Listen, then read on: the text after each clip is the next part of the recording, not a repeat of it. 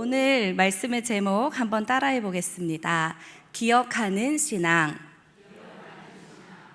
저는 자동차 번호판을 참 잘 외웁니다. 자동차 번호판을 웬만한 거는 다 외우고 다닙니다. 그러니까 기본적으로 제 차는 당연하겠고, 교회 안에 들어오는 교역자들의 자동차, 봉고차, 그리고 우리 교회 주차장에 자주 되시는 분들의 자동차, 눈에 띄는 자동차들의 번호판은 머릿속에 다 외우고 있습니다. 그래서 누가 저기 밖에 차 좀 빼주세요 하고 사무실에 들어오면 그 차 번호가 뭐예요?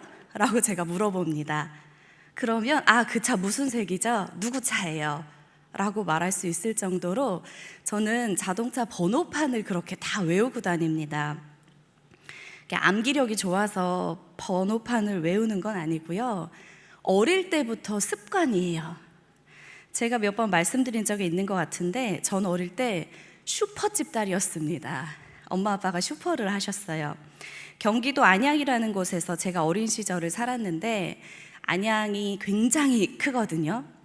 슈퍼는 안양 6동에 있었고, 제 집은 8동에 있었어요. 그러니까 6동하고 8동 사이는 버스 정류장이 한 2정거장 차이가 나는 그 정도의 거리였습니다. 집이 그 초등학교 바로 앞에 있었고, 거기에서 2정거장 차이 나는 곳에 엄마 아빠가 운영하시는 작은 슈퍼가 있었어요. 그런데 제가 이제 학교를 끝나면 집으로 가야 되는데 이제 늘 슈퍼로 걸어간 거죠.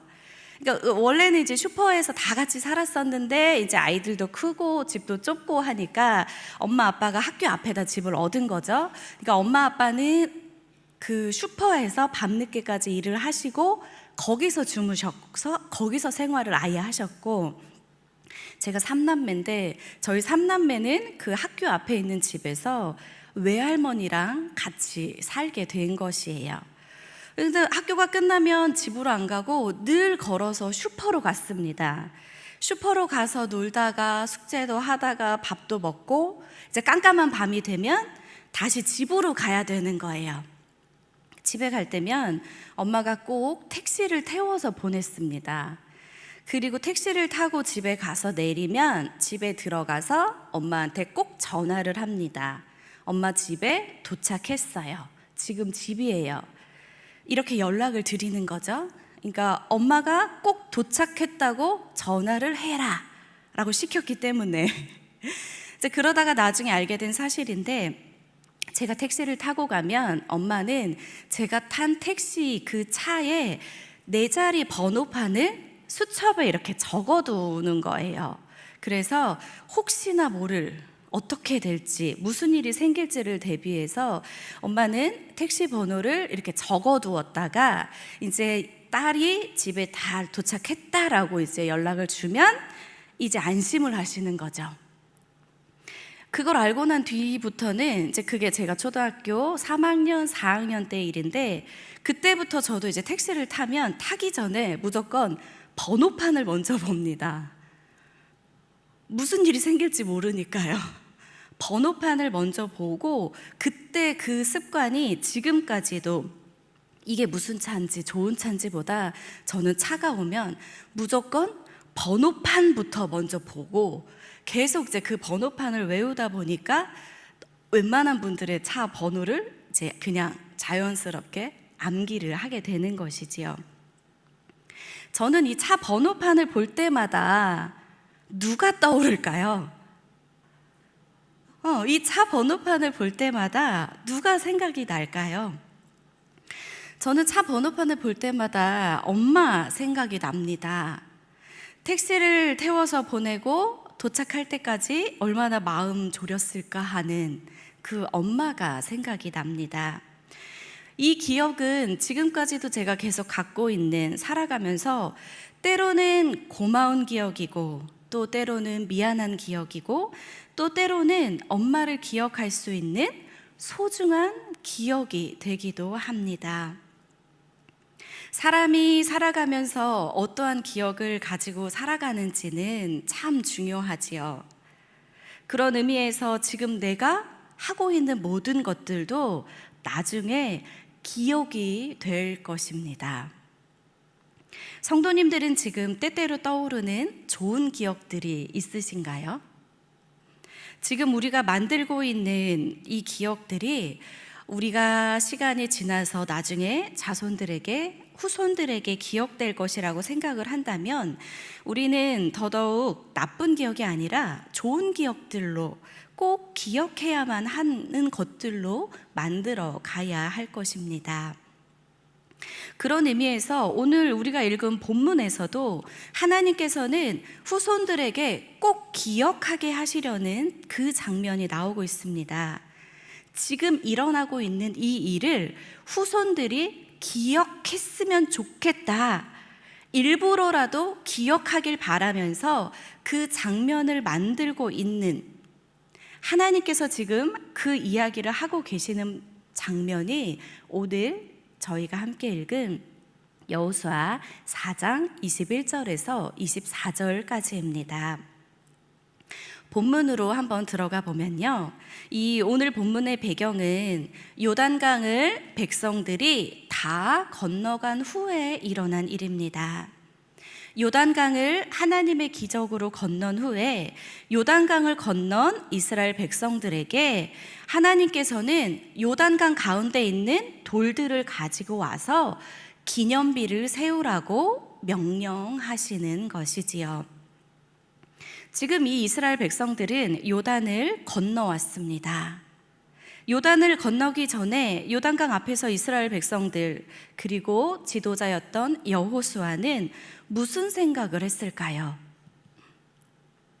요단을 건너기 전에 이 사람들은 지금 강 앞에서 어떤 생각을 하고 그 강을 건넜을까요? 우리는 이미 알고 있습니다. 이 선조들의 이스라엘 백성들은 홍해바다도 걸어서 건너간 기적을 경험한 사람들이라는 것을요.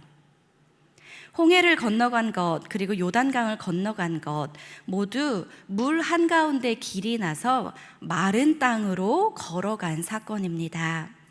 둘 다 이스라엘 백성들이 모두 건너가고 건너간 후에 그 물들은 다시 아무 일 없었다는 듯이 흘러가지요.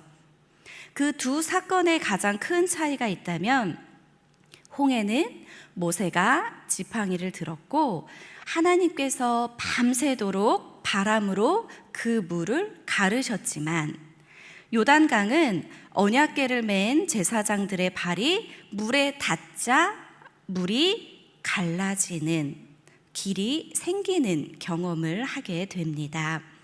그러니까 출애굽의 홍해바다를 건넌 백성들은 밤새 말라있는, 이미 물이 열려있는 그 길을 보고 건너갔지만, 가나안 땅에 지금 들어가는 이 여호수아와 이스라엘 백성들은 제사장들이 눈앞에서 물을 가르는 그 모습을 눈으로 보고 건너간 것이지요. 그리고 나서 홍해와 또 하나의 중요한 차이점은 오늘 방금 읽은 그 본문인데, 백성들이 모두 건너간 후에 하나님께서 한 가지 요구를 하시는 것입니다. 그것은 요단강 그 난 길에 있는 그 돌들을 각 지파 대표가 나와서 한 개씩 가지고 나오라는 것이지요. 가지고 나온 그 돌들을 요단강을 건너서 처음으로 밤을 보내게 될 길갈이라는 곳에 기념비처럼 세우라고 명령하시는 것입니다. 이 작업을 하나님께서 지금 요구하고 계시지요. 그럼 다시 이 요단강을 이스라엘 백성들이 어떻게 건너갔는지부터 살펴보도록 하겠습니다. 이 요단강을 건너는 방법은 모세 때하고 달랐다고 좀 전에 말씀을 드렸지요. 홍해는 모세가 지팡이를 들었었고 밤새도록 물을 말렸지만, 이스라엘 백성들이 그 말라있는 땅을 보고 건너가기만 하면 됐지만, 이 지금 여호수아는, 모세의 뒤를 이은 여호수아는 지도자가 되자마자 지금 이스라엘 백성들과 함께 이 요단강을 건너가야 하는데, 처음 지도자가 돼서 이 강을 어떻게 건너가야 할지 너무나 막막하여서 성경을 보면 그 앞에서 3일을 유숙하였다라고 이야기하고 있습니다. 이 요단강을 홍해를 건너왔던 걸 알지만 지금 이 요단강을 어떻게 건너가야 할지, 요단강을 어떻게 건너가야 할지 너무나 막막했던 여호수아에게 하나님께서는 요단강을 건널 수 있는 방법을 앞에 3장을 통해 보면 자세하게 설명되어 있는 것을 볼 수 있습니다. 요단을 건널 때에 제사장들을 통해서 하나님의 법궤를 어깨에 매게 했습니다. 이 3장을 보면 자세하게 나와 있는 여러 가지 것들이 제사장들로 하여금 어깨에 법궤를 메고 앞장서게 해라. 백성들은 일정한 거리를 두고 뒤를 따라가거라. 모든 백성은 자신을 성결하게 하고 따르라.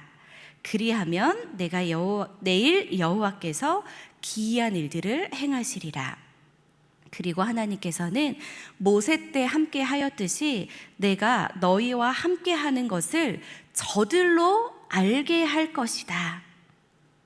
지금 요단강을 건너기 전에 하나님께서 여호수아에게 말씀하신 것들입니다.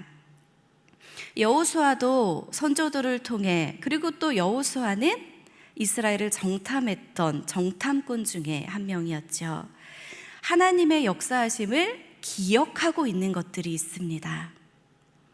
여호수아는 그 하나님의 말씀을 기억하고 요단을 건너려고 하는 것이지요. 이스라엘의 지도자가 된 후에 모세와 같은 그 어떤 기적도 행한 적이 없었던 여호수아였지만 하나님의 말씀을 믿고 백성들에게 선포합니다. 요단강에 물이 흐르고 있는데 언약궤를 맨 제사장들에게 요단강으로 들어가라 하셨고, 제사장들은 이에 순종했습니다. 말씀을 보면 지금 건너려고 하는 이 시기는 요단이 곡식을 거두는 시기라고, 물이 언덕에 차고 넘치게 많은 시기라고 나와 있습니다. 그런데 언약궤를 맨 제사장들의 발이 물가에 닿자 물이 그쳐서 바닥이 드러나고 마른 땅이 생기고 이스라엘 백성들은 그 요단강을 건너가게 되는 것이지요. 다시 한번, 이 여호와의 궤를 맨 제사장들의 발바닥이 요단물을 밟으면 물이 멈추고 물이 끊어지고 한 곳에 모여서 쌓이기 시작한 것입니다.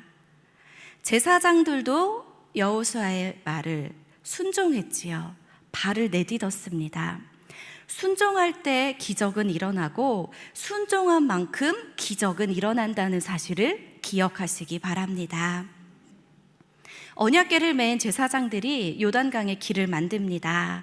그리고 여호와의 언약궤를 맨 제사장들은 요단 가운데의 마른 땅에 굳게 서 있습니다. 그리고 그 다음에 백성들이 그 마른 요단강을 걸어서 건너갑니다.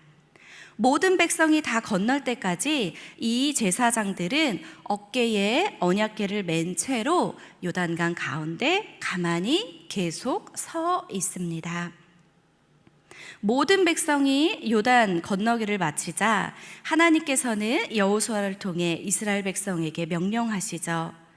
각 지파에 한 사람씩 12사람을 택하고 요단 가운데 제사장들의 발이 굳게 선 그곳에서 12를 택하여 그들이 유숙할 곳에 두어라. 그 후에 각 지파 12명이 제사장 주위에 있는 돌을 꺼내 길갈에 세웁니다.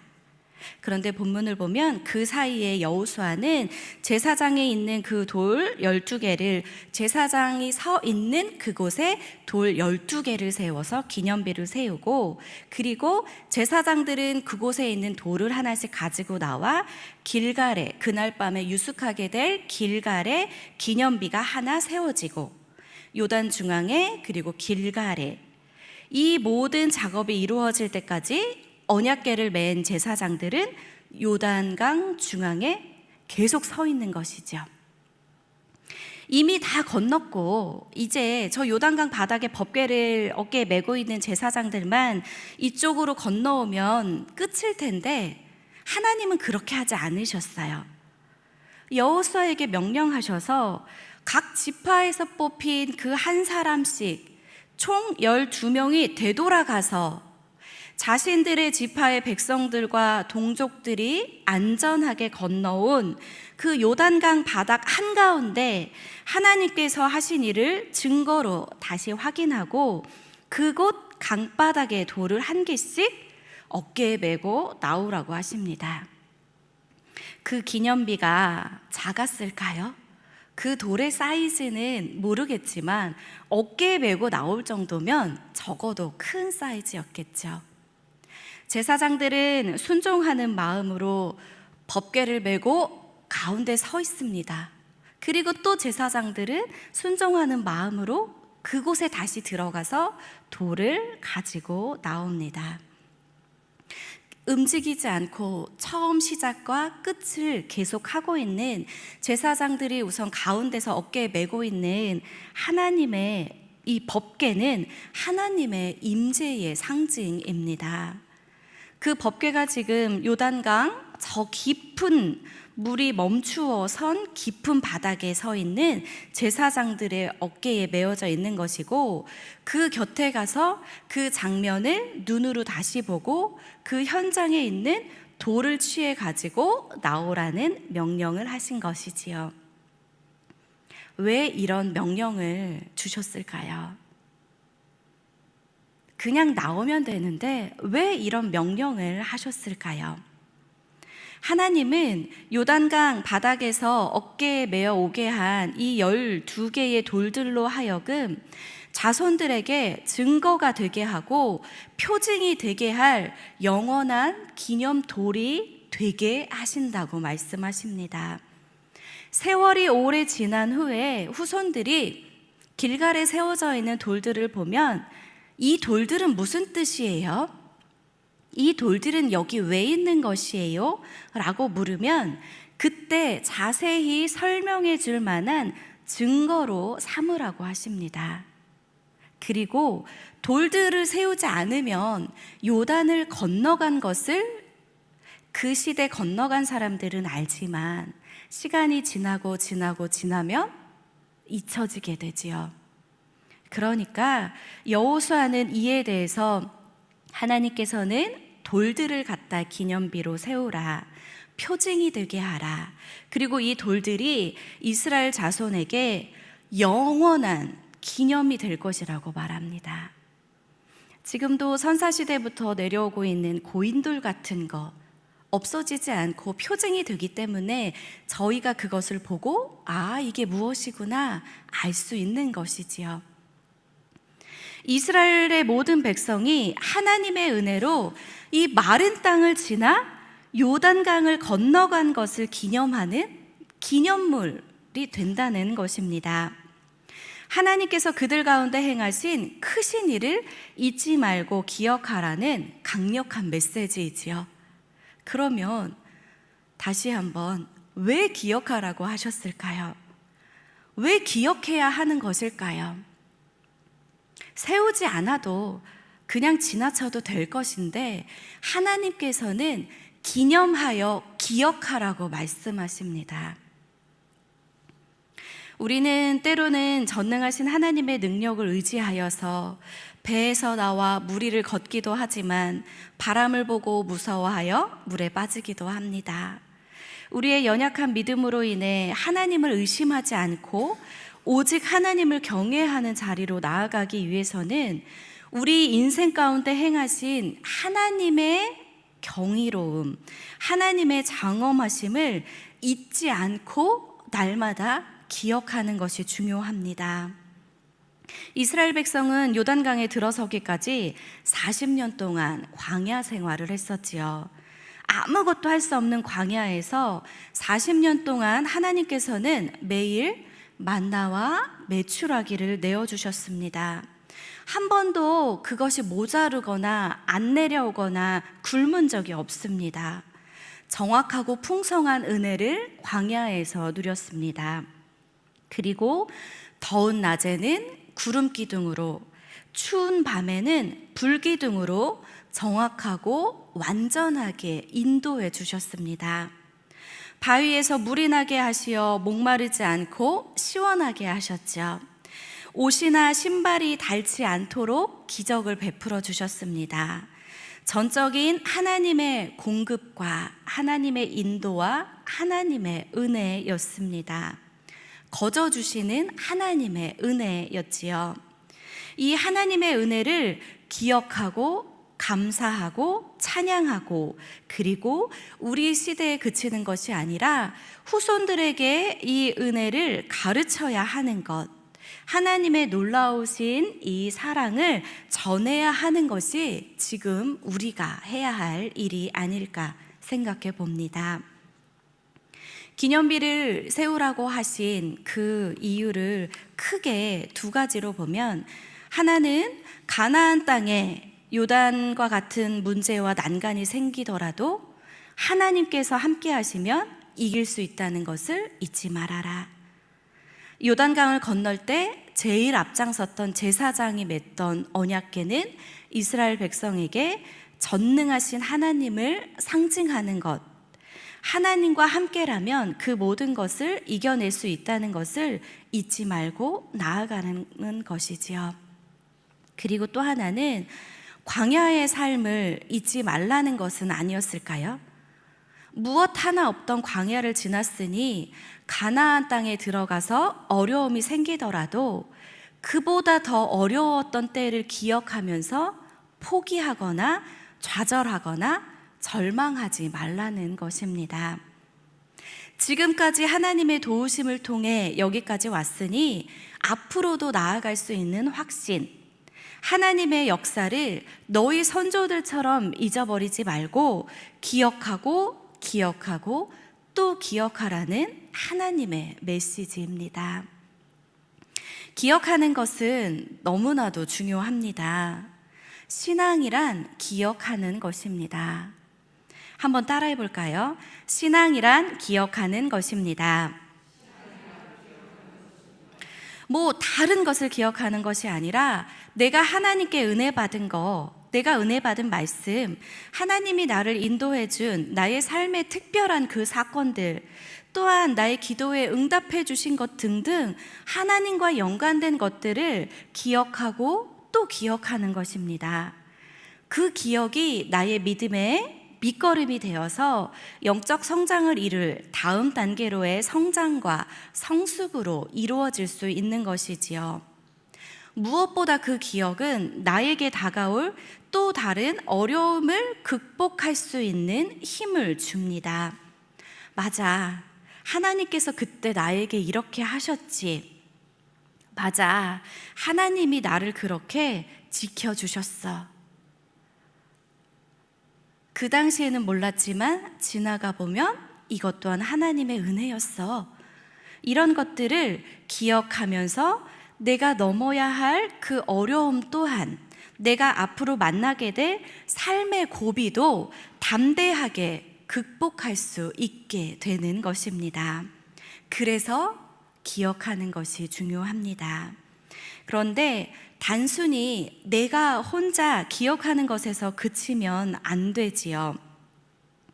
하나님이 지금 이 12개의 돌 기념비를 보면서 그 사건을 기억할 뿐만이 아니라 또 한 가지를 요청하십니다. 오늘 읽은 4장 21절과 22절의 말씀인데요. 21절과 22절의 말씀을 같이 합독해서 다시 한번 읽어보겠습니다. 21절, 22절입니다. 시작.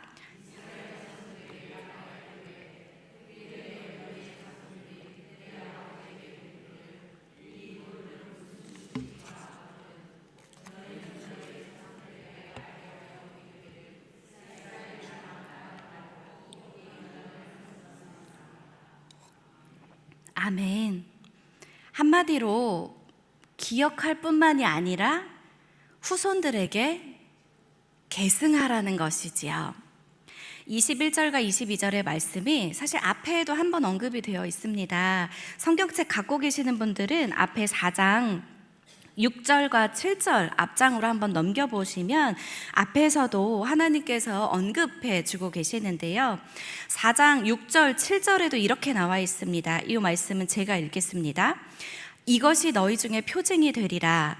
후일에 너희의 자손들이 물어 이르되 이 돌들은 무슨 뜻이냐 하거든 그들에게 이르기를 요단물이 여호와의 언약궤 앞에서 끊어졌나니 곧 언약궤가 요단을 건널 때에 요단물이 끊어졌으므로 이 돌들이 이스라엘 자손에게 영원한 기념이 되리라 하라 하니라. 반복해서 말하는 이유는 하나님의 역사를, 이 중요한 사건을 당대에 머물게 해서는 안 된다라는 것이지요. 하나님의 능력과 구원의 역사를, 신앙의 영향력을 퍼져나가게 하라는 것입니다. 이것은 너무나도 중요합니다. 믿음의 기억이 우리에게만 머물러서는 안 되겠지요. 이것은 그 세대의 멸망과 또 공동체 쇠락과 멸망의 핵심적인 요소가 될 수 있습니다. 믿음의 기억을 물려주어야 합니다. 믿음으로 승리한 기억들을 퍼뜨리고 확산시켜야 합니다. 이제 말씀을 정리하고 마치도록 하겠습니다. 믿음의 기억은 참으로 중요합니다. 그리고 신앙의 기억을 하는 것도 참으로 중요합니다. 믿음 생활의 핵심은 다른 것이 아니라 하나님의 말씀을 기억하며 사는 것입니다. 다시 한번 말씀드리면 믿음 생활의 핵심은 다른 것이 아니라 하나님의 말씀을 기억하며 사는 것입니다. 하나님의 구원과 그 역사를 내 마음 가운데 깊이 새기고 기억하는 것입니다. 예수님의 그 십자가 보혈의 은혜를 늘 기억하는 것입니다. 광야에서 이스라엘 백성을 지켜주신 하나님, 홍해를 걸어서 건너가고 만나와 메추라기도 먹고 구름 기둥과 불 기둥으로 인도하신 그 하나님에 대한 기억을 잊어서는 안 되는 것이지요. 요단강을 마른 땅으로 건너간 그 기적을 기억해야 합니다. 나와 함께 하신 하나님, 내가 힘들 때 손 잡아주시고 슬플 때 눈물 닦아주신 그 하나님 잊지 않고 살면서 시시때때로 기억하고 떠올리며 흔들리지 않는 삶을 사는 것. 그리고 그것은 여기에 머무는 것이 아니라 전승되어야 하고 계승되어야 되고 확산되어야 한다는 것. 성도님들은 지금 어떠한 신앙의 기억을 떠올리며 살아가고 계십니까? 무엇을 기억하며 살고 계십니까? 아니면 무엇을 기억하며 남은 생을 살아가고 싶으십니까? 우리 후손들에게, 내 자녀들에게 어떤 기억을 물려주고 싶으십니까? 기도하겠습니다.